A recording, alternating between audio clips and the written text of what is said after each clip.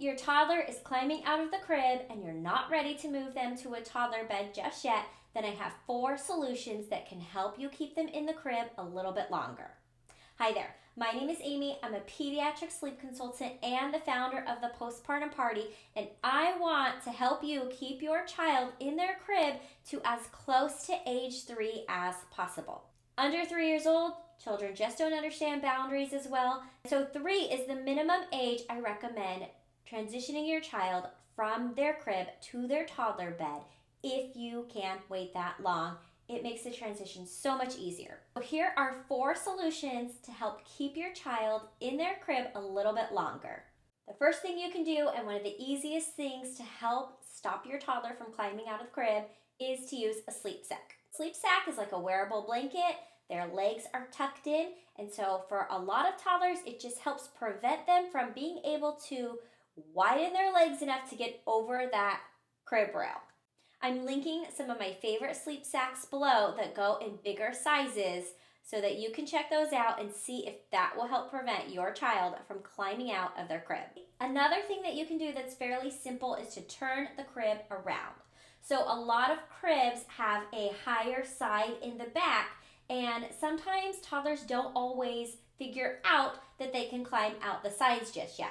So if your sides and your front of the crib are lower, but your back is higher, then go ahead and flip it around and see if that will buy you a little bit of time if your toddler now can't climb out the back of the crib that's now the front of the crib. Next thing that you can do if you have a little climber is to move your furniture a little more strategically around in their nursery to make sure that nothing is helping them climb out of the crib. So make sure that they're not climbing out of the side and then getting leverage from like a changing table or a dresser. You can position one side against a wall, and that just limits the opportunities that your child has to climb out, and make sure that there's no other furniture around the crib that's helping them climb out and onto the ground.